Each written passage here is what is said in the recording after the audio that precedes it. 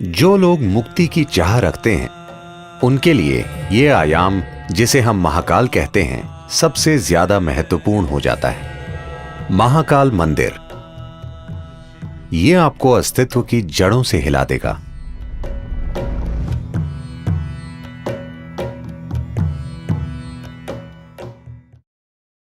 शिव एक ऐसे देवता हैं जिन्हें नाम नहीं देना चाहिए,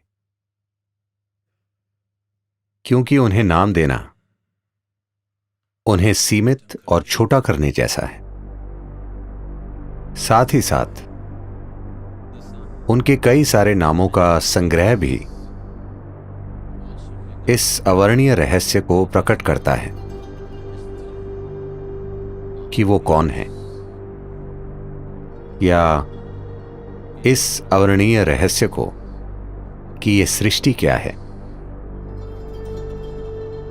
उनके तमाम रूपों में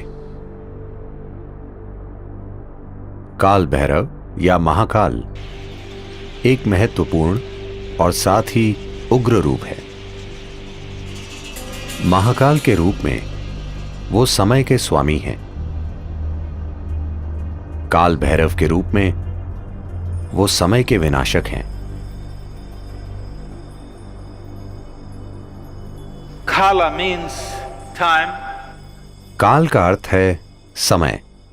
समय का आपको जो अनुभव है वो बस अस्तित्व का चक्र में घूमना है। पृथ्वी एक बार घूमती है, वो एक दिन होता है। चंद्रमा पृथ्वी का चक्कर लगाता है, उसे एक महीना कहते हैं। पृथ्वी सूर्य का चक्कर लगाती है, वो एक साल हो जाता है। हर चीज जिसे आप समय मानते हैं, आपकी घड़ी भी चक्रों से जुड़ी है। हर चीज जो भौतिक है वो चक्रीय प्रकृति की है। अणु से लेकर ब्रह्मांड तक हर चीज जो भौतिक है वो स्वाभाविक रूप से चक्रीय प्रकृति की है, और अपने भौतिक अस्तित्व के कारण और आप जो हैं उसकी भौतिक प्रकृति के साथ आपके जुड़ाव के कारण आपको समय का बोध है। अब आप यहां बैठे हैं क्योंकि आपके पास एक शरीर है, इसलिए वो समय का हिसाब रख रहा है। जब आप जीवन की चक्रीय गति से मुक्त हो जाते हैं तो हम कहते हैं कि आपने मुक्ति पा ली है या मोक्ष पा लिया। तो जो लोग मुक्ति की चाह रखते हैं, जो लोग मोक्ष प्राप्त करना चाहते हैं, उनके लिए ये आयाम, जिसे हम महाकाल कहते हैं, सबसे ज्यादा महत्वपूर्ण हो जाता है।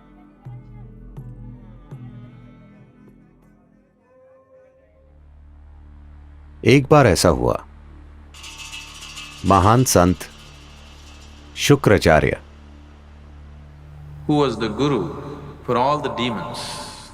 जो दानवों के गुरु थे, उन्होंने शिव की भक्ति में घोर तपस्या की और शिव को प्रकट होना पड़ा। जब वे प्रकट हुए तो शुक्राचार्य ने अमर होने का वरदान मांगा। फिर शिव बोले, यह संभव नहीं है, जो भी जन्म लेता है उसे मरना पड़ता है, कुछ और मांगो। फिर शुक्राचार्य ने कहा, मुझे कायाकल्प की शक्ति दीजिए, जिससे मैं किसी भी तरह के घाव, किसी भी तरह की बीमारी को ठीक कर सकूं। मुझे ऐसी शक्ति दीजिए। शिव, जो परम उपचारक हैं, सभी जड़ी बूटियों और औषधियों के स्वामी होने के नाते,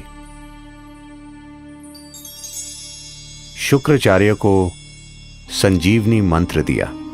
वो मंत्र जो लोगों की किसी भी प्रकार की बीमारी या किसी भी तरह के घाव या चोट को ठीक कर सकता था। जब शुक्राचार्य को यह संजीवनी मंत्र मिल गया तो दानव बहुत ही निडर हो गए और वे युद्ध के बाद युद्ध छेड़ने लगे। सभी दानव जो युद्ध में जख्मी हो जाते थे, किसी भी तरह के गंभीर घाव से, शुक्राचार्य उन्हें संजीवनी मंत्र से ठीक कर देते थे। तो इस वजह से दानवों की सेना एक भी आदमी खोए बिना लगातार लड़ सकती थी। देवता बहुत चिंतित हो गए और उन्हें लगा कि यह बहुत अन्यायपूर्ण युद्ध है, क्योंकि आप चाहे कितना भी लड़ लें, वे मरते ही नहीं, मगर हम मर जाते हैं। तो वे ब्रह्म के पास गए। ब्रह्म ने हस्तक्षेप किया और शिव से कहा, आपने शुक्राचार्य को इस तरह की शक्ति दी है, आपको उन्हें मारना होगा, नहीं तो दुनिया में पूरी तरह असंतुलन आ जाएगा। in the world. दानव देवताओं के खिलाफ अनुचित फायदे में हैं। फिर शिव बोले, उन्हें मारने की कोई जरूरत नहीं है, मैं उन्हें काबू में कर लूंगा। तो जब देवों और दानवों का युद्ध चल रहा था, शुक्राचार्य मंत्र पढ़ रहे थे और सभी दानवों की चोटों और घावों को ठीक कर रहे थे। तभी सीमा के पार से एक खतरनाक जीव, एक राक्षसी जिसका नाम कृतिका था, एक भयानक रूप में प्रकट हुई। वो शिव की एक गण थी। उसने आकर शुक्राचार्य को अपनी कोख में खींच लिया और वे वहां एक भ्रूण की तरह रहे और वे काबू में आ गए। फिर देवताओं और दानवों के बीच संतुलन कायम हो गया। अधिक उचित और न्यायपूर्ण युद्ध लड़े गए।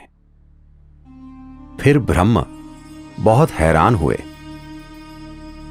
और उन्होंने सोचा, सिर्फ महाकाल ही ऐसा कर सकते हैं। इंसान को मारे बिना वो पूरी तरह उसके जीवन को काबू में कर सकते हैं। शुक्राचार्य कृतिका की कोख में ही रहे और संजीवनी मंत्र बेकार हो गया। या दूसरे शब्दों में, महाकाल ने शुक्राचार्य के लिए समय को रोक दिया, जिससे वो आगे नहीं बढ़ सके।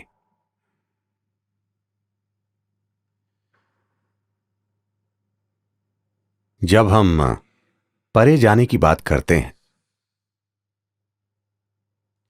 जब हम आध्यात्मिकता, योग की बात करते हैं,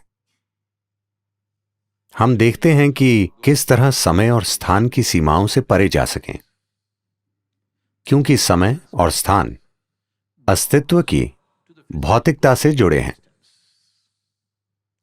एक बार आप आध्यात्मिक होने की चाह करते हैं, उसका यह अर्थ है कि आप भौतिक से अधिक कुछ होने की चाह कर रहे हैं। एक बार आप भौतिक से कुछ अधिक हो जाते हैं, That means you are aspiring to be beyond. उसका अर्थ है कि आप समय और स्थान की सीमाओं से परे जाना चाहते हैं।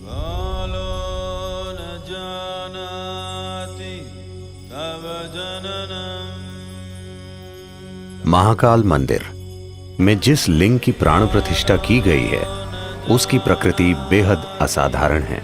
यह आपको अस्तित्व की जड़ों से हिला देगा। यह प्राण प्रतिष्ठा वाकई अद्भुत है। इसका एकमात्र मकसद है कि ये किसी तरह आपको विलीन कर दे। इस मंदिर में पूरी तैयारी के साथ जाना चाहिए, क्योंकि यह बहुत शक्तिशाली है और कमजोर दिल वालों के लिए नहीं है।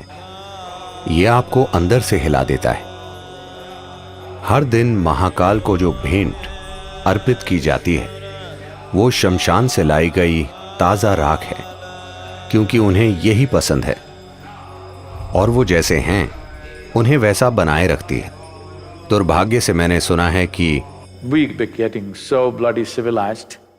हम इतने सभ्य होते जा रहे हैं, अब शायद कुछ आंदोलनकारियों के विरोध के कारण वो शमशान की राख का इस्तेमाल नहीं कर रहे हैं। दुर्भाग्य से वो गाय या बैल के गोबर का इस्तेमाल कर रहे हैं। ये सिर्फ संस्कृति से जुड़ी चीज नहीं है, इसके पीछे एक विज्ञान है। अगर हम शमशान से राख लाएं और कोई दूसरी राख लाएं, मैं आपको दिखा सकता हूं कि दोनों में क्या फर्क है। अनुभव के स्तर पर दोनों में बहुत बड़ा अंतर है और यह बहुत महत्वपूर्ण है कि इस प्रक्रिया को जारी रखा जाए। क्योंकि महाकाल का स्वभाव यही है। इस महाकाल रूप की मौजूदगी ही ऐसी है कि आपके वहां जाने पर सब कुछ विलीन हो जाता है, सब कुछ जलकर राख हो जाता है। इसका अर्थ है कि आप भौतिक से मुक्त हो जाते हैं। यह आपको परम मुक्ति की ओर ले जाता है। अगर आप इसे कोमलता से करना चाहते हैं तो हमारे पास यहां सब कुछ है। अगर आप उसे जबरदस्त तरीके से करना चाहते हैं, अगर आप वाकई जोर का धक्का चाहते हैं और आप कमजोर दिल वाले नहीं हैं, तो महाकाल मंदिर एक अद्भुत प्रक्रिया है।